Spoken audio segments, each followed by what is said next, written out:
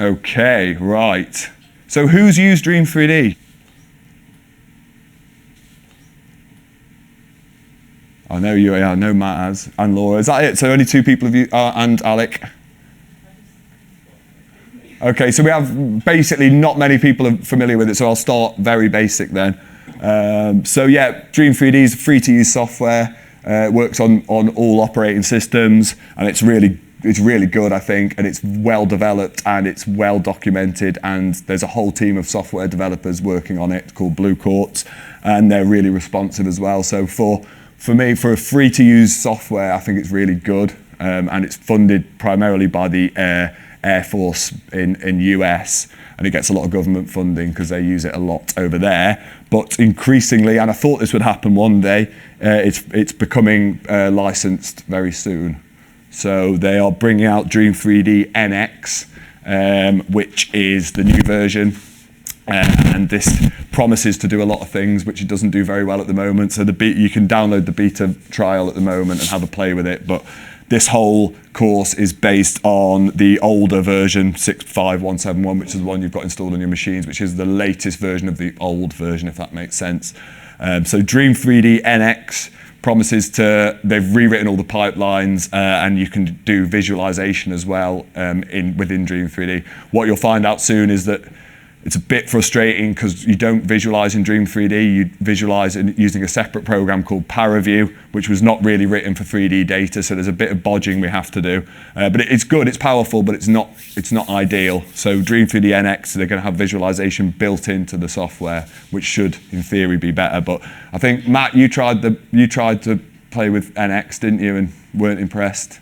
Yeah, I had a little play. I think it's just ParaView embedded into Dream.3D. Oh, so it's the ParaView platform, is it? It's a version of it, but it doesn't seem to have all the same.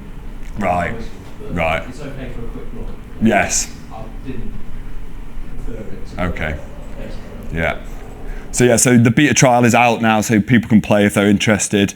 I think you get 30 days for free, and then they're going to start licensing this.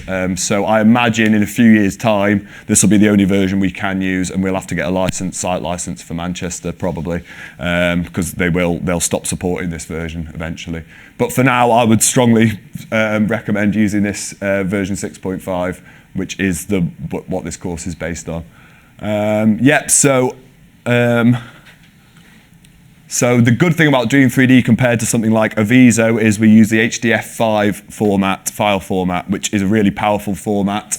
You can store lots of information at each voxel, which is crucial. So in Aviso, when you do your visualization, you basically have a color scale assigned to each voxel, which can mean something if you can read it back. But the important thing about HDF5 is you can store multiple information at each voxel, which can be directly related to your microstructure. So for example, at each voxel, we can store the 3 Euler angles, so the full orientation. We could store, in theory, the full chemical spectra of each element at each pixel, the band contrasts, any image data. There's really no limit apart from file size to what you can store at each voxel. So it's really powerful for 3D data, and it means you can do a lot of subsequent analysis without losing any richness of your information. So it's really powerful in that way. So Dream.3D basically we manipulate this 3D data using a series of filters, and these form a pipeline. So basically a pipeline is just a series of filters, which is what we'll talk through today. As I mentioned, there's no visualization capability in this version of Dream.3D. So yeah, we have to do all the visualization in ParaView, which can be a bit annoying, but yeah, it does work and it is quite powerful, but yeah, a bit annoying. And as I mentioned, they're rewriting to NX, and you can download the beta if you fancy. So yeah, the first stage of any pipeline, by the way, this is strictly for 3D EBSD data, what we're going to talk through today, but this would apply to, say, EDX data as well. Something we want to start doing, which we haven't done much of yet, is when we do a 3D run, is acquiring EDX data simultaneously.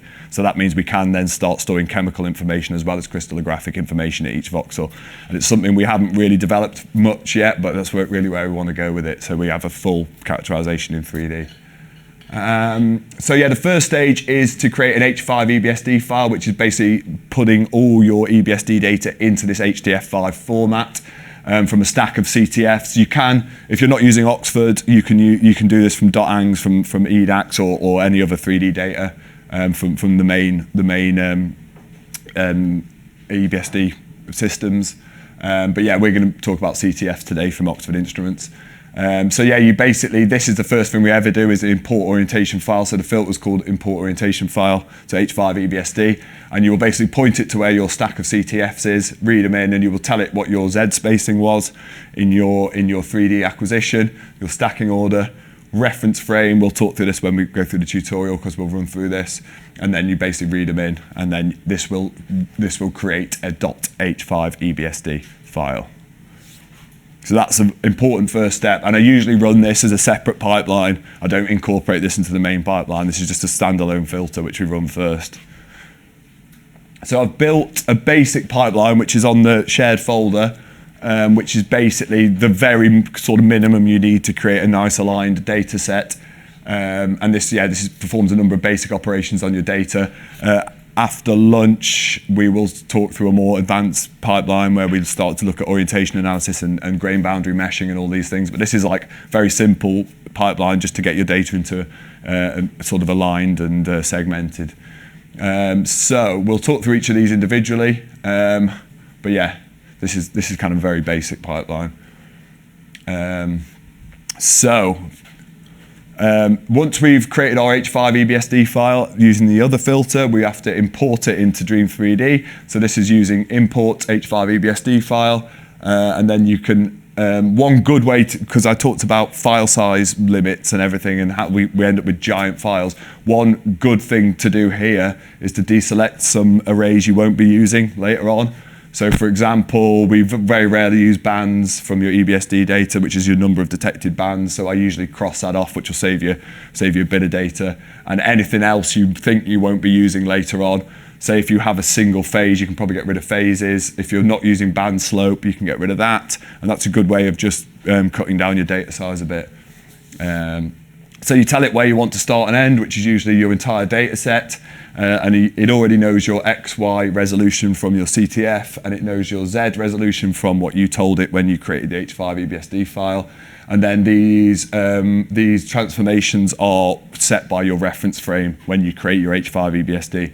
By default, I turn all of these rotations off because they confuse me, and I like it to not rotate the data itself. I like to start at 0. So I usually set these as 0, which is done the previous stage when you set your reference frame. Right. So yeah, so usually we are not acquiring our data in the orientation we want to view it from. So for example, so for zirconium, we often want to look from the ND direction, which is our top surface, from our normal direction to where the plate was rolled. And usually we are slicing on this face, so we'll usually want to do some rotations in order to view it from ND. So that's what this first filter is doing, is rotating our Euler reference frame, just to get it, so we're looking from our top surface, from our slicing direction. And then I can export pole figures and try and check this orientation is correct. So I would recommend, if you are looking at a crystallographic material where you do care about an external reference frame, to make sure you do this first and make sure that you are looking at the right orientation, because then your IPF colours and everything will match up to what you expect from your 2D analysis. So yeah, this is the kind of texture we expect in zirconium, which is a split basal texture. So we know now that we've got the right orientation. Next thing we want to do is threshold. This is a really important step, because obviously when you think in 2D, you scan each slice and you overscan your region, so you end up with non-index points either side of your block. When you look at that in 3D, your entire volume is encased in non-index points. So if you want to look at your actual data, you have to apply a mask. So usually with Oxford Instruments data, I will just apply a mask which is mean angular deviation bigger than 0, which will basically just give you all the index points. And then that will write all those points onto this mask attribute array. And then when you come to power review, we can then threshold to the mask, and we will reveal the grain structure like this. So that's a really important step. Convert orientation representation, that's a bit of a boring one. That's That converts Euler angles, which is what are output from CTFs, into quaternions, which is what Dream.3D uses to do calculations for orientations and everything. So don't need to really worry about that one. Usually people like looking at EBSD data in IPF colours, and this is also a good check that you've got your orientations right. So I would generate IPF colours next, and you can pick your reference direction. So you can pick any direction you want. Usually we care in zirconium about the ND. So 001, which is a Z direction, and this will generate your IPF colours according to your crystal structure and this user-defined reference direction. And then you can apply to good elements only, which is what you usually want to do, which means it's all your indexed points. So would you do that step if you wanted to plot later in all 3 IPF representations? Yes. You do that 3 times with different. So yeah, the good thing is once you've written your file, you can then say if you wanted to do the other 2 directions, you run this whole way through. You can just bring up a new pipeline, read in your Dream.3D file, and just plot the other 2 directions. Right. So just do this, generate IPF colours, 2 filters. Yeah. Usually that's a really good check to see if that matches with your 2D, because usually you'll do a 2D EBSD map first, check your colour, and then you can check your colours against this, and that makes you happy that you've got everything. What defines a good element? Is that the same as your MAD greater than 0? Yeah, so that's your mask, yeah. That's the mask. Yeah. Image writers are really important filter. I use this a lot. This is a good way of checking what you've done to the data without having to load it into ParaView. So I only realised how powerful this was after about a year, because I was kept having to load it into ParaView, check it, realise it was crap, go back, and it would be a really slow process.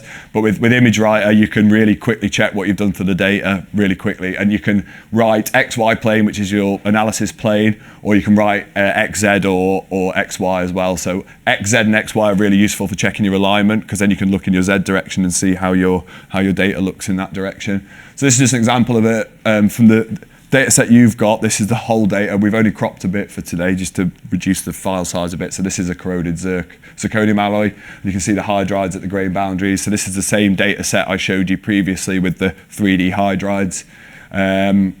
So yeah, this is just the raw data as it's read in. So as you can see, a number of issues with the data. It's moving around a lot. This is because of stage movements and fiducial tracking. Was this done? This was done with auto slicing view, wasn't it? Yeah. So with auto slicer view, if we're using the fib for slicing, we use fiducial tracking, so the movement's pretty good. Fiducial tracking's pretty good. If we're using the laser for slicing, we don't use a fiducial tracking, and we're relying on stage movements to bring it in. So you will see, if you do a laser acquisition, this movement will be a lot more. So we might have to do a bit more careful alignment with the laser data set. So it's moving around a bit, which is not good. We can see we get these misindex points in the vacuum here, which are an issue as well. We get some misindex points in the center of the grains as well. So basically, we want to try and clean this data and align this data. So that's what the next filters will be doing. So yeah, Image Writer is really, really good. So first thing we want to do is align it. Generally, there's some other alignment filters, but the one generally we use for 3D EBSD data is align sections with misorientation. And what this does is it looks at each slice and looks at the slice next to it, and it moves them around in X and Y to try and minimize the misorientation between adjacent voxels in the Z direction. So you can see it's really, really good for EBSD data. There are some examples where this will fall down. One is when you've got a big shift in your data. Say if your run fails, you come in the next morning and you have to realign everything. There'll be a big jump in your data, because usually it's very difficult to get your EBSD back in the same position. If there's a big jump in your data, this might fail. So we might need to use another alignment filter, such as feature centroid, which will bring everything into alignment before we do misorientation alignment. We've also seen this fail a bit where you have a lot of misorientation in your grains, within your grains. So the aluminium example I showed you earlier, we have these big deformed grains which have sort of misorientation gradients across them, and this misorientation filter can get a bit confused there, because there's a lot of different similar orientations in the next slice. So for this nitrally crystallized structure, it works really well, but for more complex microstructures with misorientation, we might have to think about using other alignment filters as well. And if you have big jumps in your data, this can work. And you can set your misorientation tolerance. Default is 5. I've used 2 here. Can't remember why, but 5 would probably be just as adequate for this kind of recrystallized grain structure, because we have very little internal misorientation in the grains. And that use mask array, so your mask is your non-index points. The mask is your index points now. Now it's the index. No, sorry, so your mask, everything read into the mask is everything with MAD bigger than 0. Right. So yeah, so your mask is your good points. Right, cool. Sorry. Then we do a segmentation. So this is kind of similar to what you do with a 2D EBSD map. So you will look at it, we'll look at a pixel or a voxel, it will look at all the neighboring points, and if it's within a certain misorientation tolerance, it will add it into that grain. And grains, just to be confusing, grains in Dream.3D are called features, which is a bit annoying. Voxels are called cells. But yeah, so features, grains are features. I think it's because it's made for, you know, all sorts of 3D things, not just microstructure, but yeah. So we call grains features, and this will, according to your misorientation tolerance, it will do this thing where we're going through the whole data set, and if your neighboring voxels are within that misorientation tolerance, it will add them into that feature, and it will give it a unique number. So the good thing about Dream.3D as well is you can actually see at each filter what are the required objects it needs and what are the created objects. So this is really good because you can see, right, what data is it using and what data is it creating. So you can see that it takes all the orientation data, the phase data, the mask data, because you're saying use mask array, and the crystal structures, and it's outputting feature IDs. So for each of these 3D grains, it will assign a number, which is a feature ID randomly. So each grain will then have a unique identifier, which is really important. So that means we can identify each grain later on in power review. Export pole figures, I talked about this. You can do this whenever you want. Usually I do it after cleaning, but yeah, you can do it whenever. And this basically just allows you to look at your orientation of your data and make sure you're happy with everything if you really care about external reference frame. Some people don't, but in Zirc we really do. Yeah, I don't need to talk really more about that. It's a bit annoying because you don't really have much control over the pole figure parameters. So if I'm doing papers and stuff, I will usually won't plot the pole figures using Dream.3D. I'll export the orientation data and plot it using something else like MTEX, because I don't really like, there's not really a lot of freedom in how to plot the pole figures. Is this pole figure not in Aztec crystal? No, that's straight from PowerView. Yeah. But yeah, you don't really have much control over how the contouring's done and which direction you're looking at and what planes you want to plot. It's a bit, not much freedom. So yeah, I would recommend, if you are interested in plotting pole figures, export your CTF and export your Euler angles and plot with external software. So MTEX is a really good one, which is a MATLAB toolbox. What format can you export the orientations of that? Yeah, we've done it, haven't we? So I've done it before, where I've put all the CTFs into one big CTF. Yeah, but so it's a good question. But after cleaning. Yeah. Yeah. I swear we've done it, but I can't remember how. You would probably. In theory, MATLAB can read, MTEX can read H5 EBSD. Yeah, or you would probably just export from your HDF file all the Euler angles into a list. Yeah. Because you don't care about your XYs, you just go a list of orientations. Right, so now a quick word on cleaning. So the amount of cleaning to do on your data is obviously very dependent on your data quality. This is an example from, I think this was the 300 by 300 data set I showed you at the very start for comparison with the DCT. You can see not great data quality, but where we do have index points, we're pretty high quality, but we do get these non-index points within the grains. So for this kind of data, generally a erode and dilate would be good. A reason I use erode, which will erode the non-index points and fill them in with the surrounding neighboring orientations. And then we can do a dilate function after that, which is on the pipeline you're using here. For this data set, that wouldn't be very useful because it's all solid microstructure, but a lot of the time we're looking at cracks or hydrides, or there's some defect in the microstructure, and therefore we don't want the erode function to erode away our features which we were then interested in. So generally we will use a dilate function afterwards. So for example, if you have a non-index point, 2 iterations of erode will get rid of that, and then when you go to dilate it, it's gone, so that won't reappear. But if you've got a bigger defect like a pore or a hydride or a crack, then your dilate function will dilate it back to its original size. So this is a really good way of getting rid of non-index points but keeping any features in your microstructure you are interested in. There's a lot of other cleaning filters you can have a play with. Again, depends on the quality of your data massively. So sometimes zirconium, this is indexed really nicely, sometimes you'll have a lot of low confidence index points. So say, for example, you've got a cold work microstructure where your EBSD patterns aren't great. In that case, you can use something called a neighbor orientation correlation, which you can apply a threshold for data quality, such as an MAD value, and you can say, right, if this is below a threshold which you care about, then it will fill it in with neighboring points which are higher confidence. So you can actually start to change your orientation data based on data quality, but we're not doing that here because where we do have an index point, it's really high confidence. We just got these non-index points. So erode dilate works in this case, but if you have really poor quality data, you might want to be looking at neighbor orientation correlation or a lot of other filters in there as well. Any questions on that? Brill. Right, removing small features. This is an important one, especially on the overscanned regions where you get these non-index points.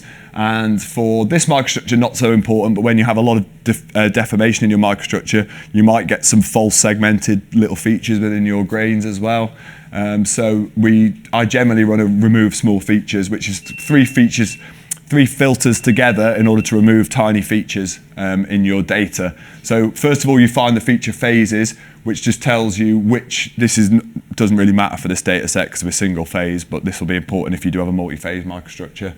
And then you'll find the feature sizes, and you'll see that this creates 3 objects which are equivalent diameters, number of elements within each feature, and the volume of each feature, because it knows your voxel size, so it can calculate the volume.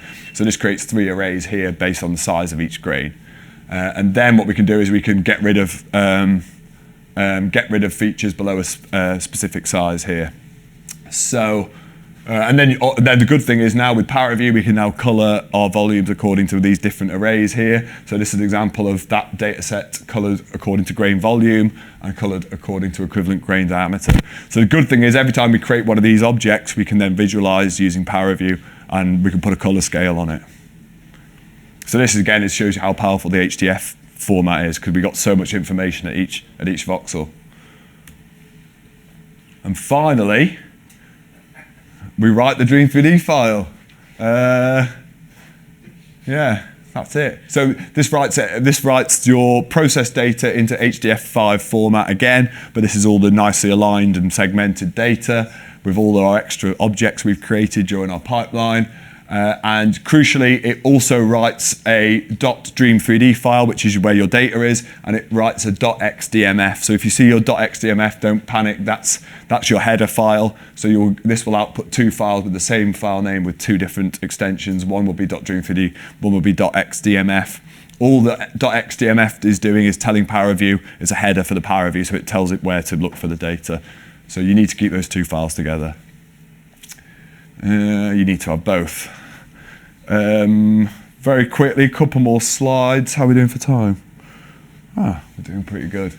Right, so basic data structure. So after you've run that pipeline, you'll see this is what it looks like in Dream.3D. Once you open Dream.3D, you'll see in your top right, you have this data view here, which shows you your data structure.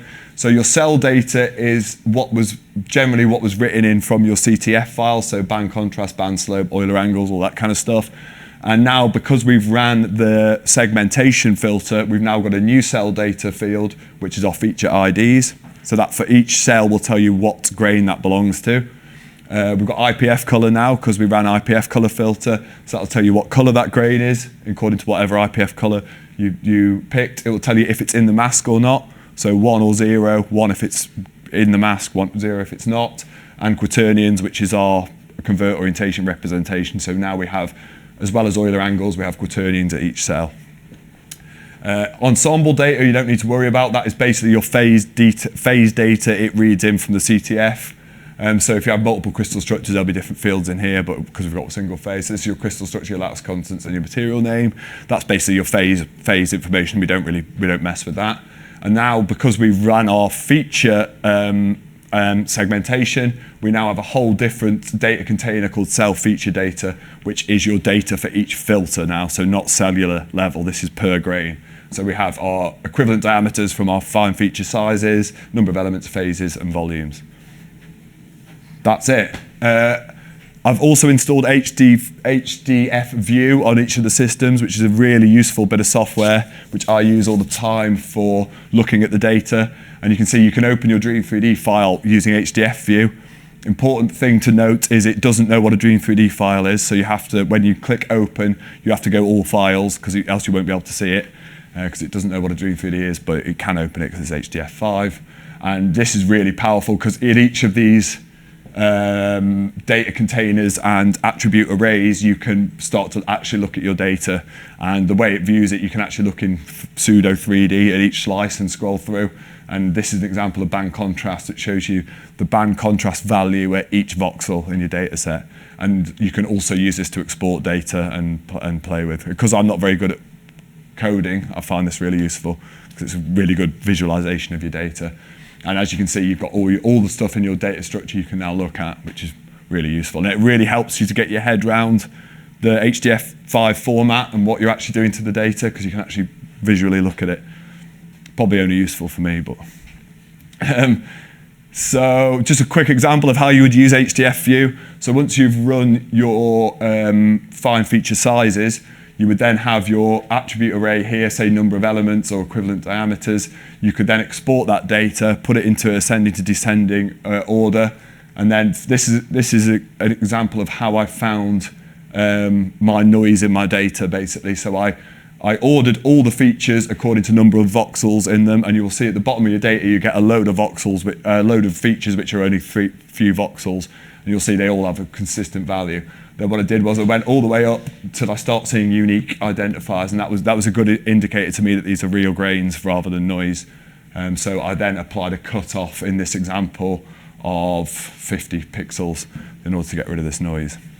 So that's a good example of how you can then use HDF View to look at your data, order it in some way, and then go back through your pipeline and apply a filter to it to clean your data up. So yeah, once you remove the small features, I should point out that the remove small features filter then fills in the gap with the surrounding orientations. So you need to be careful with it. Right, so I was going to put some slides in for basic visualization, but I thought I'd just show you on the screen because it'll be better. Yes, Ali? While you were in